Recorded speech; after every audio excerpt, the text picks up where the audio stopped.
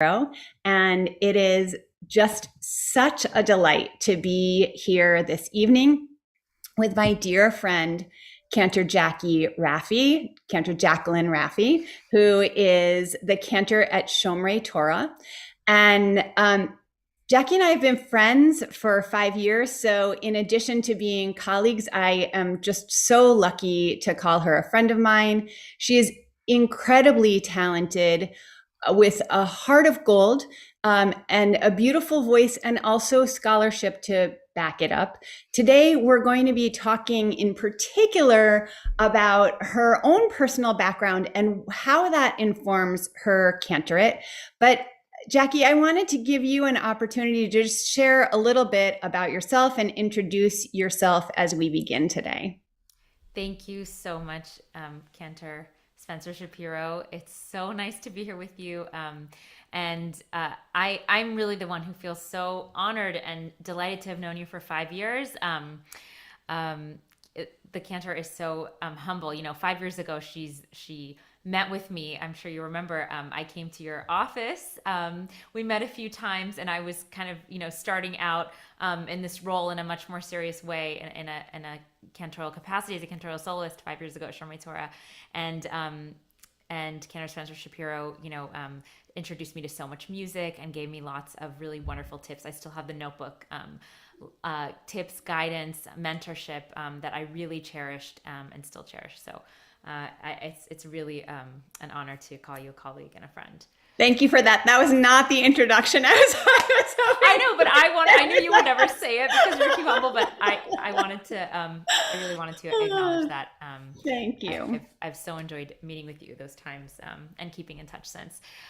So I am, as Cantor Spencer-Shapiro said, I'm the cantor at Shomrei Torah Synagogue. I've been there for 5 years, and I was ordained from the Academy for Jewish Religion in California last May. Prior to this path, I went to UCLA Law School. I practiced entertainment law for a few years, about 3 years, but my heart was always in the cantorate. So AJRCA, fortunately allows working.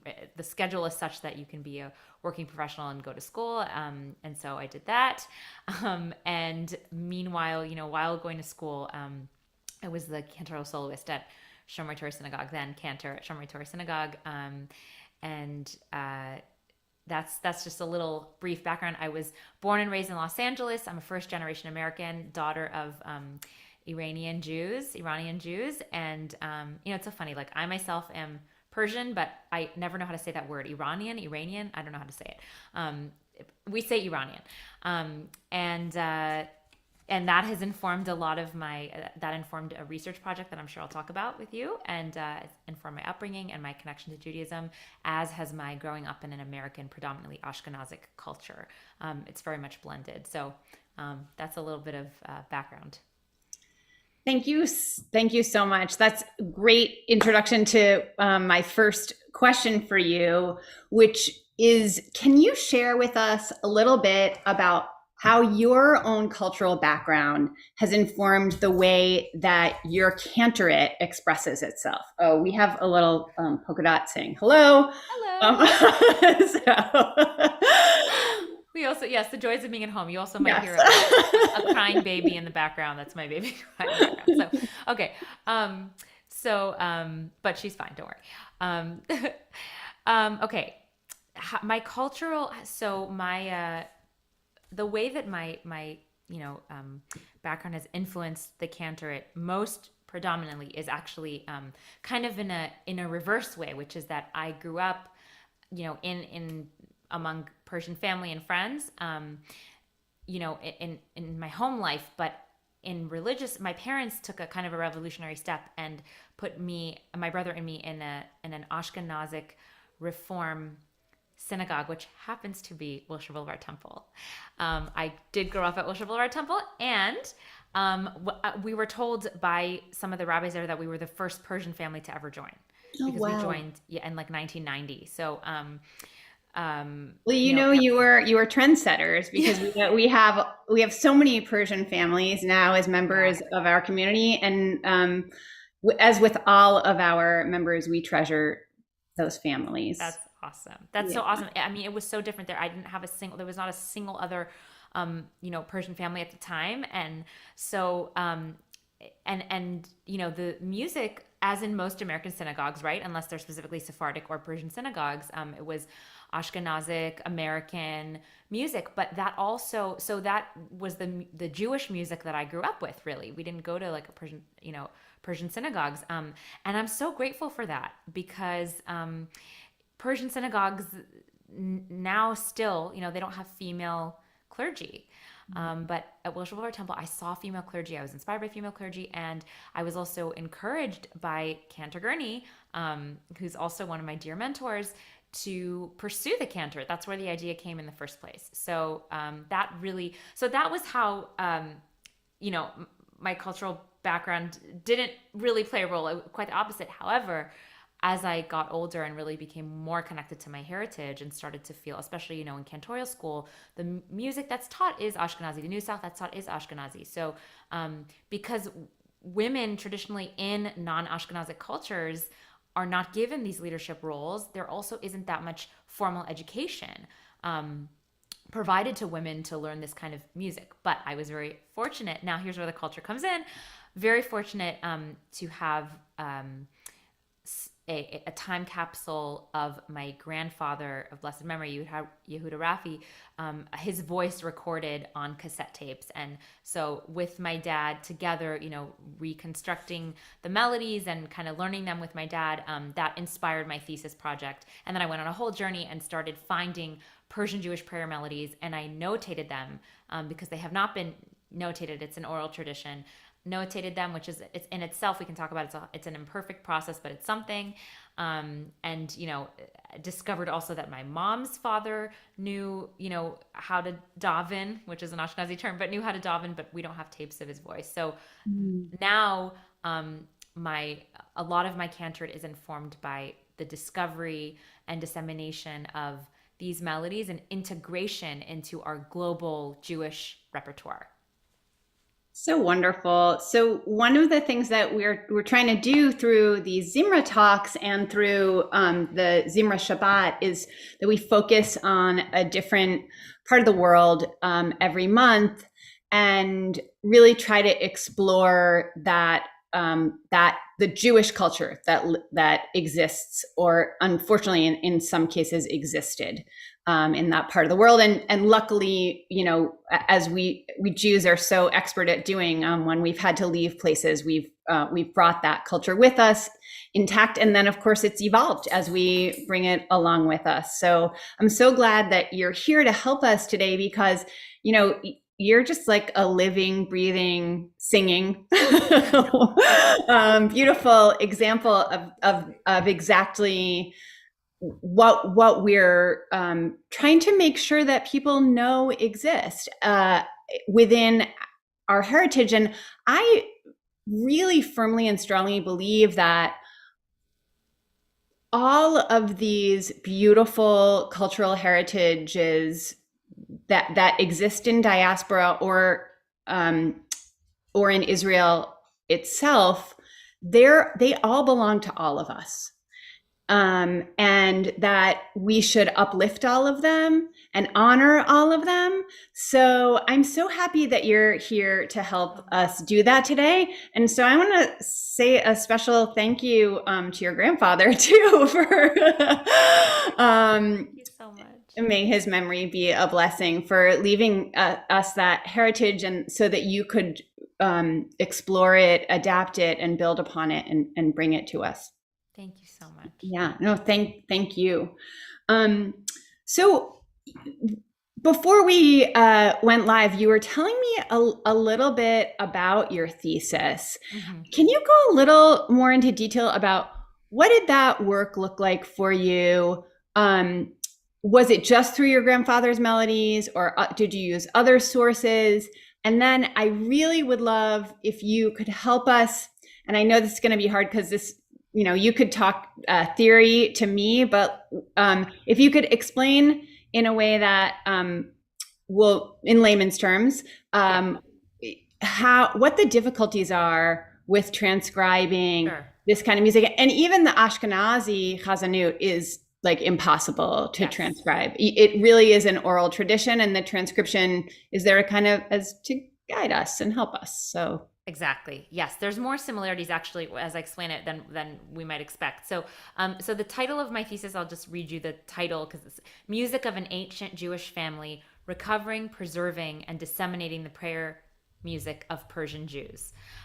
So what I did is this. It wasn't only my grandfather; he was one source, but I also, I a few years ago, I made a Facebook post, and actually you, Cantor Spencer-Shapiro, you shared my post. Thank you.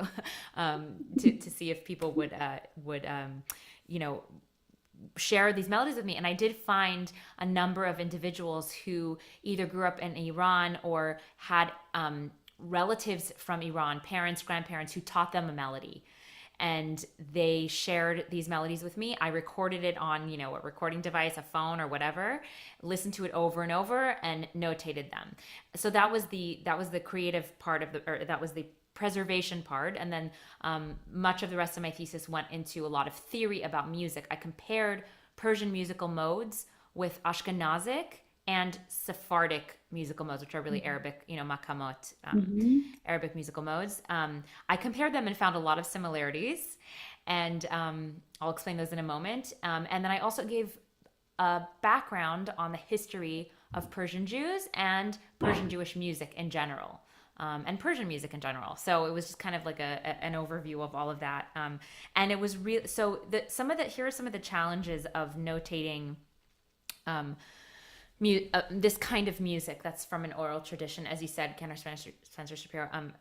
Same with Ashkenazic music and Sephardic music. So these pieces of music are made of motifs or little musical passages that are put together like building blocks. So in Western music, we have like a scale, do, re, mi, fa, sol, la, ti, do. But in Eastern music, you can call it Eastern music, you have little musical pieces that you put together. And these musical pieces often don't exactly have the 12 pitches of a Western scale. They have something called microtones. Sometimes people call them quarter flats, but they're not even necessarily a quarter. It could be less or more than that. But they're the notes in between the notes. So if you have I have a keyboard here. So if I have right? You have, do, re, mi, and then you have the sharps in between that. So, but then you have notes that are even closer to one another. So that's the shortest distance we have on a keyboard, but you have on a violin, even shorter distance between those notes.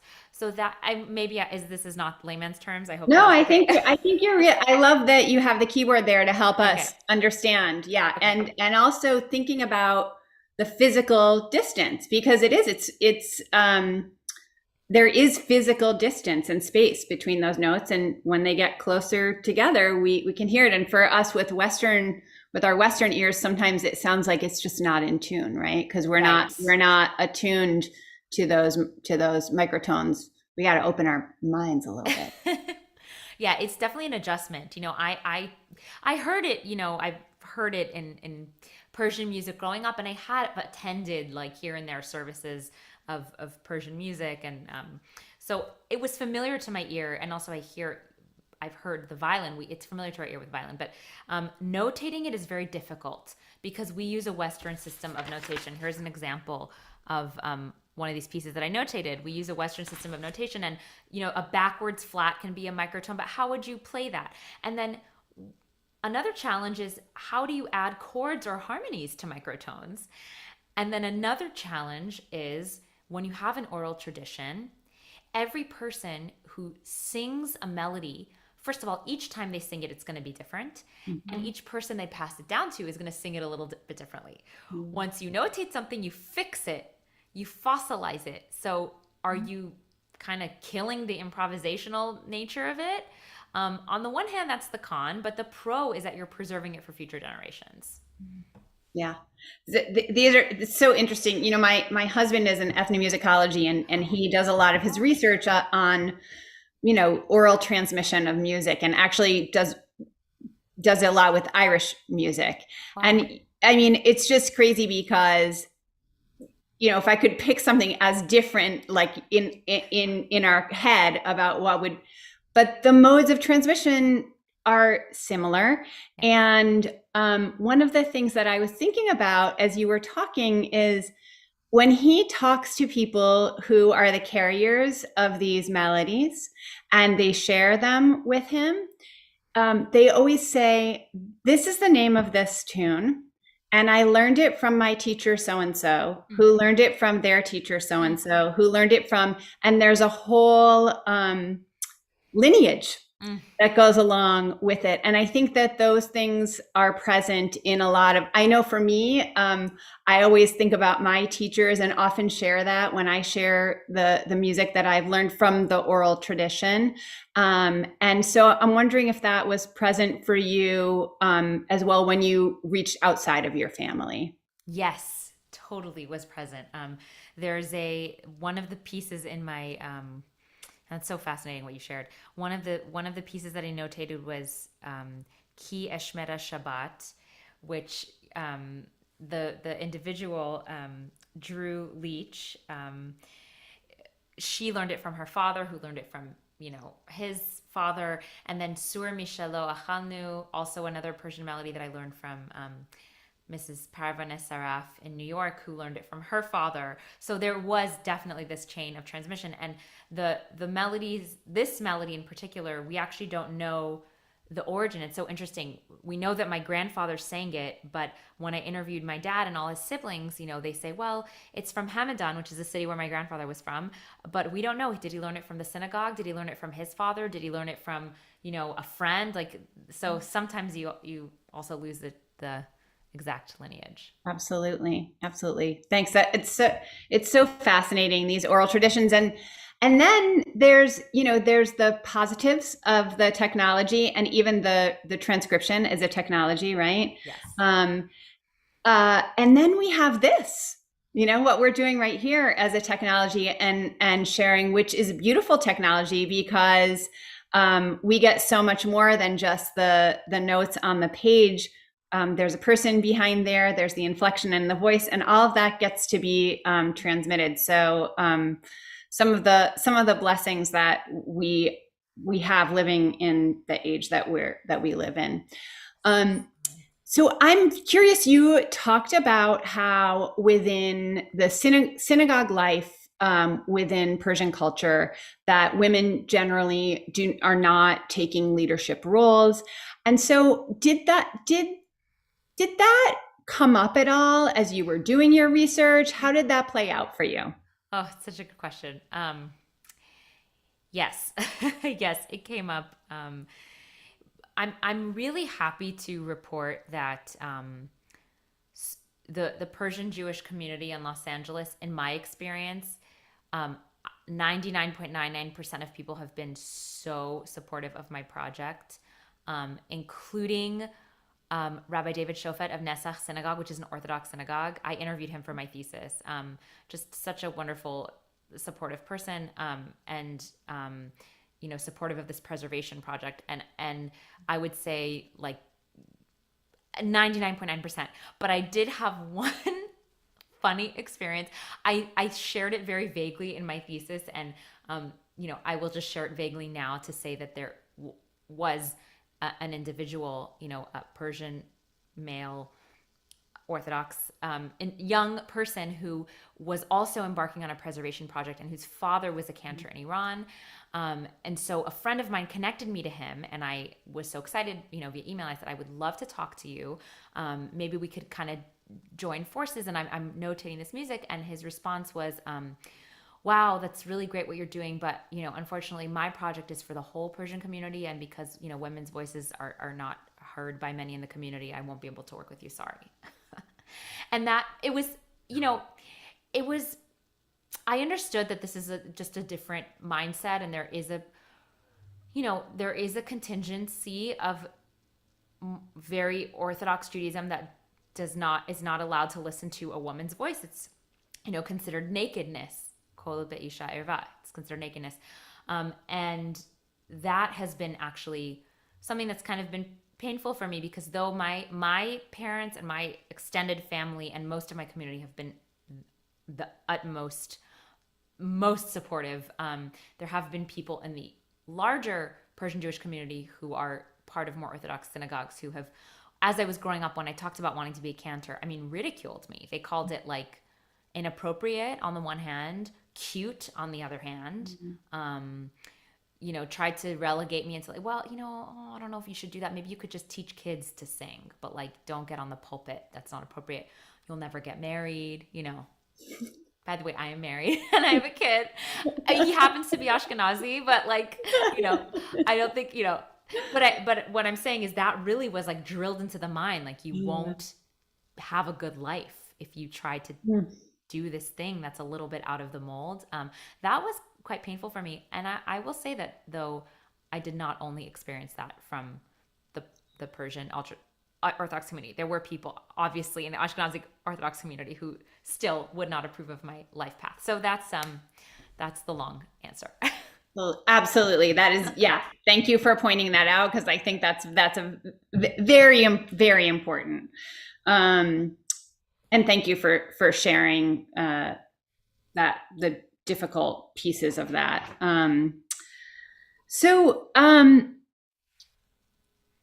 Can you share with us what your most memorable experience was from doing your field work?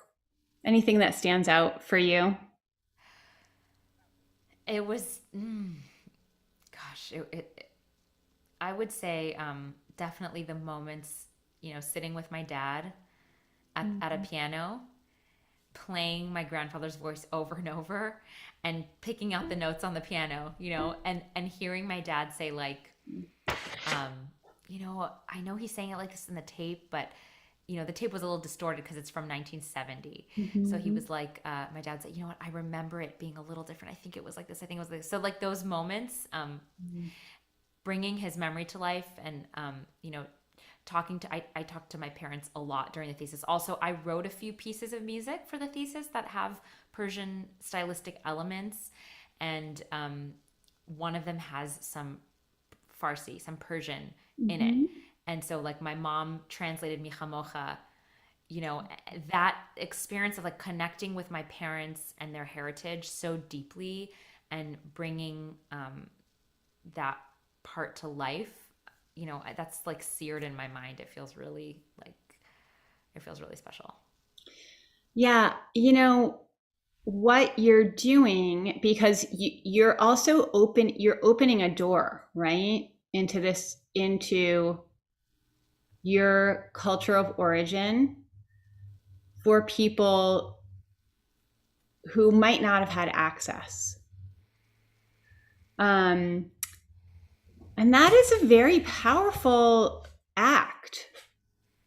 And I think about, your experience with this gentleman who said that he couldn't work with you. And I think about this idea of gatekeepers. And sometimes it's so important, to be a gatekeeper. I do feel like that there are times when we need to do that. And in some ways you're a gatekeeper in terms of that preservation, right? Like you're holding it and keeping it intact. And then I think there are also times that we just need to open the gates and share the treasures that we have. And especially within our Jewish community, I mean, it's just, we are so small, and yet we hold such multitudes. And I just feel that there's such depth of beauty to be explored. So with that, I would love to invite you to share a little bit a piece, and don't worry, those of you watching, I did ask her in advance. So and for those of you who are on the Zoom with us, please, as Cantor Rafii singing, if you have any questions for her, go ahead and put them into the chat box.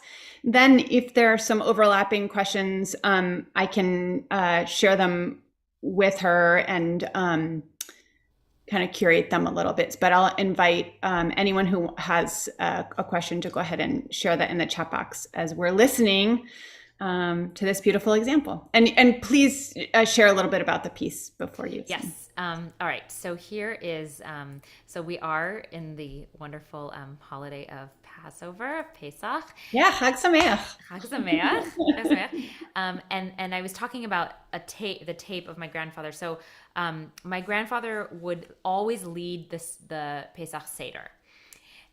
He would, co-lead it with some of the other people in the family.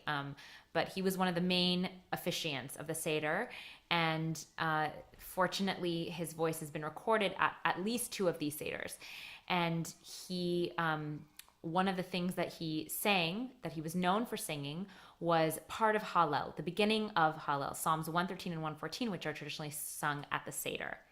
So what my grandfather did, though, that was special is that Psalm 113, Psalm 113 and 114, they go together. And for Hallel.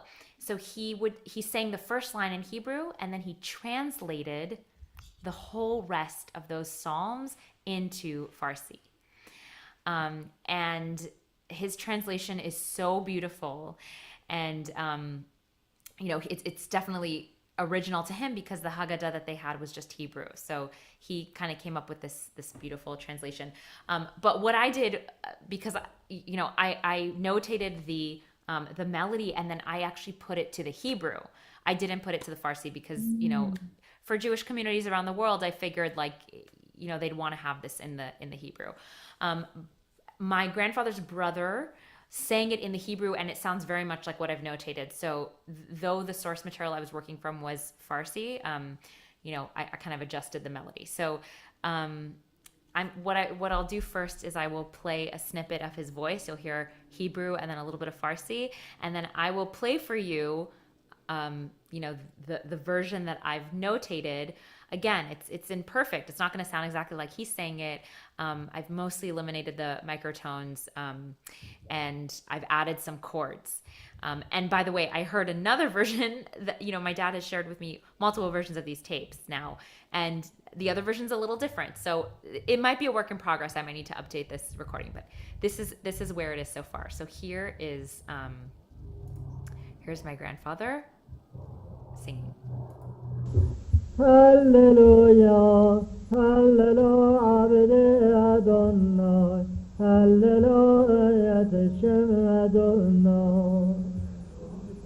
مدح گویید خدا را، مدح گویید ای بندگان خدا، مدح گویید اسم خدا را.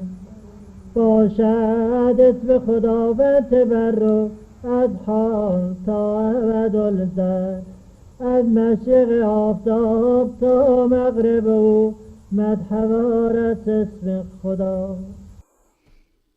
His voice is so direct. I love that, right? It just goes straight at you. Oh, thank you. Yeah, it's beautiful. And it's great because I listening, I know the Hebrew. And then I was like, okay, now we're in Farsi because I'm not with you anymore. I mean, I'm with you, but. And one more thing I want to share, it's relevant to our conversation, and then I'll sing you this version, is that I always call the language Farsi. I was recently corrected by a scholar who said when you're speaking English, you refer to the language as Persian. Oh, thank you. Because, but I still say Farsi because Farsi is the Farsi way to say it. Just the same way that if you're talking about Spanish, if you're speaking in English, you'd say Spanish. But if you're speaking Spanish, you'd say Español, right? Yeah. So but I'm so used to saying Farsi that I still continue to use that in conversation. You know what I meant, right? I do. Well, and because I'm so lucky to have Persian friends, when they refer to the language, that's how I've heard them refer to it. So I just have adopted that. Yeah. Yeah. I just continue. It's so part of, but if you hear somebody say Persian and Farsi, it's the same thing. Same thing. Yes. Yeah. Okay. Hallelujah. Hallelujah. Avdei Adonai. Hallelujah. Shem Adonai. כי שם אדוני מבורך מעתה ועד עולם. ממזרח שמש עד מבוא, מהולל שם אדוני, רם על כל גויים, אדוני על השמיים כבודו.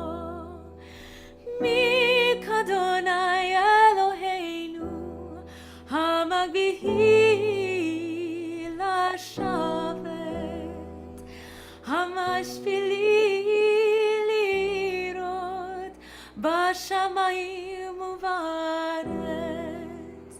מי מעפר דל, מהשפות ירים אביון, להושיבים נדיבים עם נדיבי עמו, מושיבי עקרת הבית הם הבנים, שמחה hallelujah.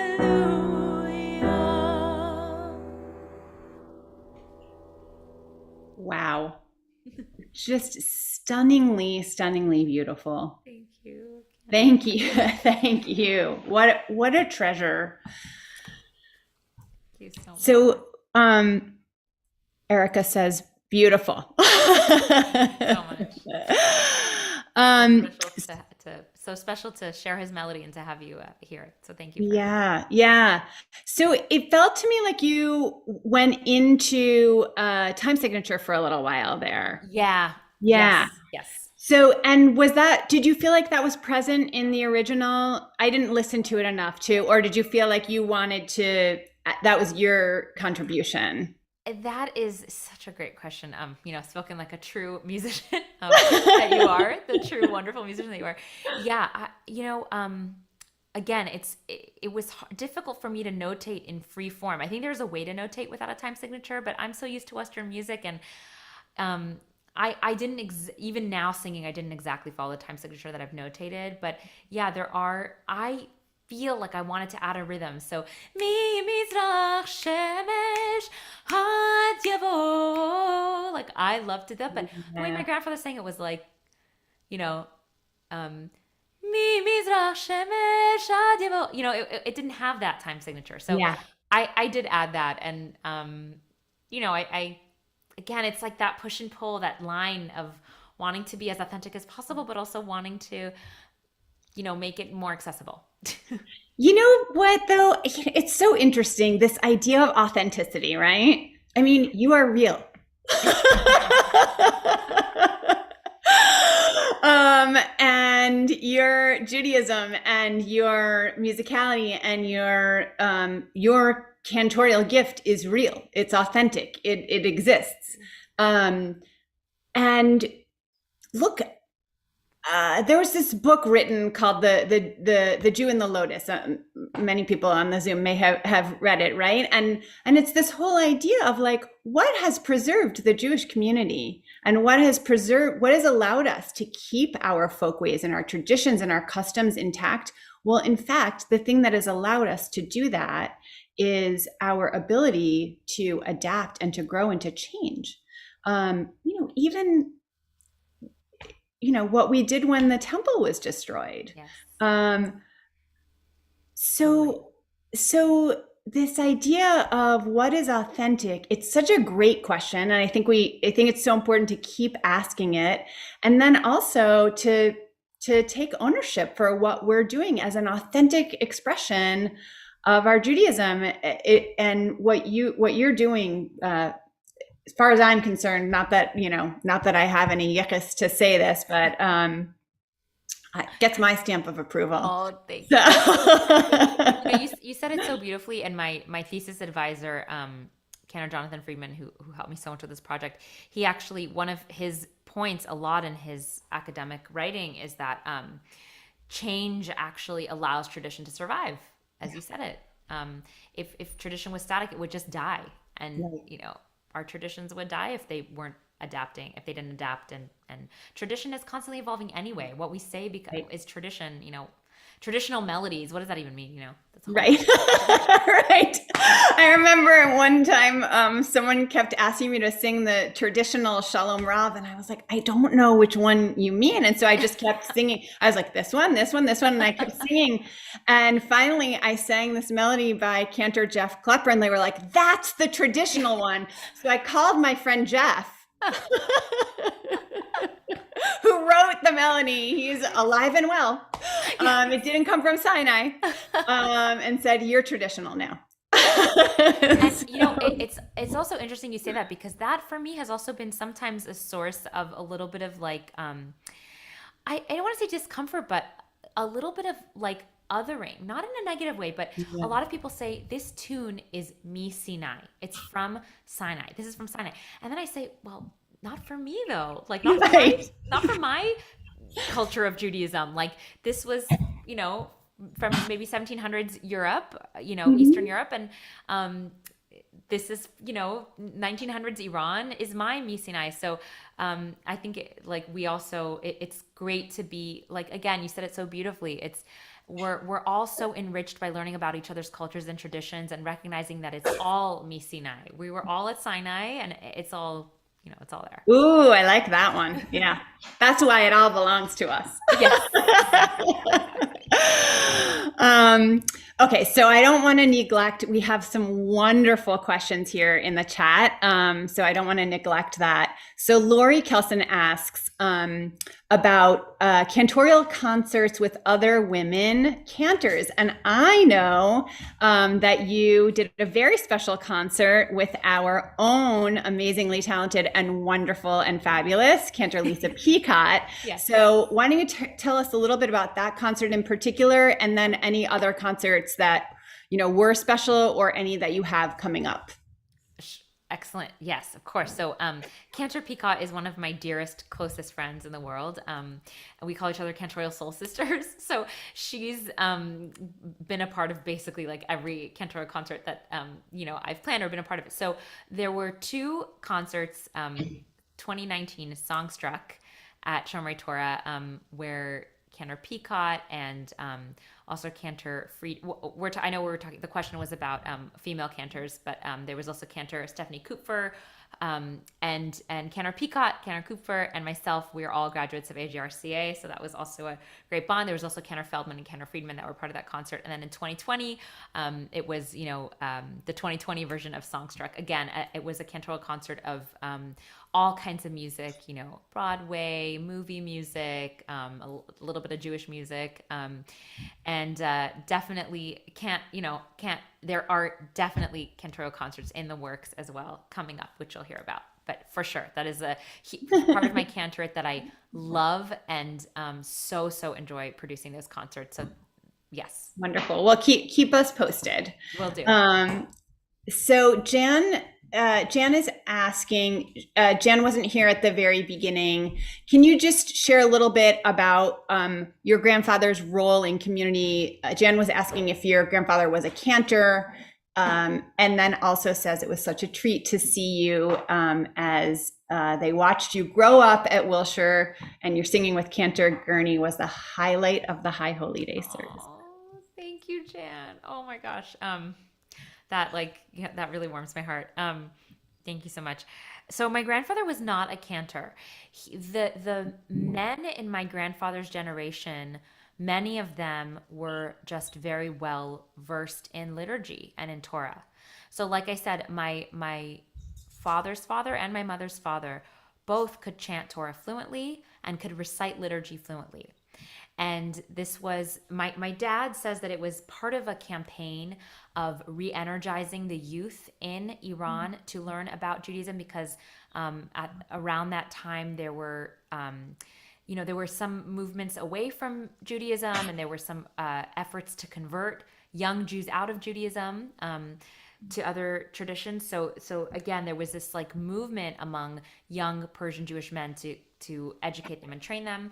And before that, before my grandfather's generation, everybody was quite observant and knowledgeable. Now, my grandparents were all from Hamadan, which at some point was really the center of bustling life in Iran, but that slowly became Tehran. Most people moved out of these villages as Iran became more modernized and moved to Tehran and became a lot more secular. So while my grandfathers, I'll say, because again, women at the time, that was not their role, while they were extremely well-versed in liturgy, they actually did not pass it on to their children. So my parents and the generation, their siblings, they never learned the liturgy. They didn't even really learn Hebrew unless they went to Jewish school, which my mom did go to a Jewish day school, but that liturgy was not taught to them. And so, anyway, long story short is, modernization is a wonderful thing. And it also made it difficult to learn these melodies, to have them be passed down, because it kind of almost stopped that chain of transmission, because there was a focus on assimilation and let's be part of, Persian culture in Tehran, and we'll keep the Judaism was so strong in my family and my parents' families, and it was so strong, but a lot of it was an association with Israel, feeling really connected to Israel and feeling really connected to Jewish identity, but maybe not necessarily all the time liturgy and observance. Thank you. That's so interesting, and really reflective of many communities, right? Cultural identity being so strong. So Nahid is asking if you have other. I didn't want to say, but hi, Mom. Do you have any other plans to work with Persian Jewish melodies? And I want to say, I would love to see a published version of your thesis. I think it would make a great book. Oh, thank you. Thank you. I shared with you a copy, right? I shared I think maybe part of PDF copy. I'm happy to share it with anybody. I have it. I'm freely sharing it. And, I would be delighted to have, I know that's kind of a process. I'd be delighted at some point to go through that process. If anybody, is interested in having that published, but, I definitely do have plans to continue. And have plans to, work with other individuals and continue to notate these melodies for sure. I see it as a lifelong project, labor of love, and yeah, I definitely look forward to that.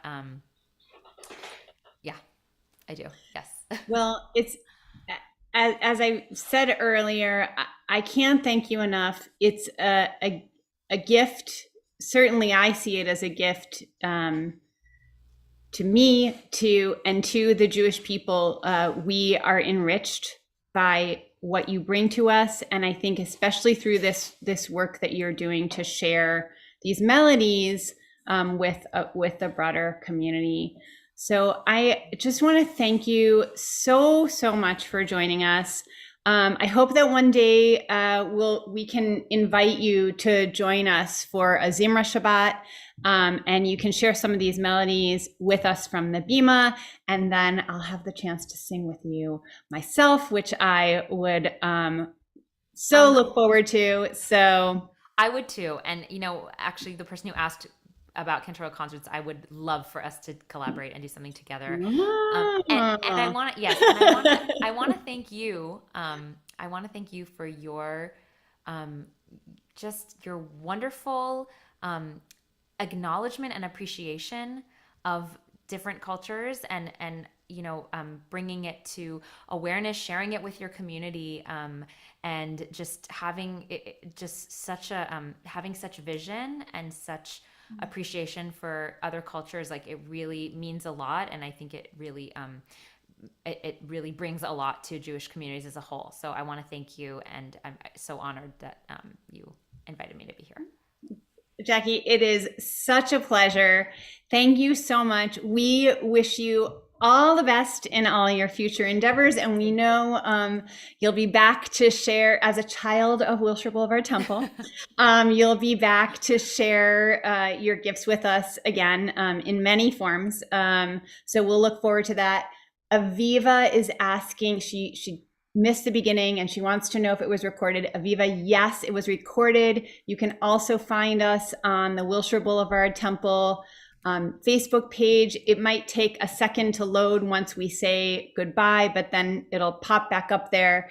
So thank you all so much for joining us this evening. And the best thing about this is to be continued. And we hope we'll be able to do that soon. Thank you so much. Have a lovely evening, everyone. Take care. So nice to be here and nice to see everybody. Nice to connect. Chag Sameach, everyone. Chag Sameach.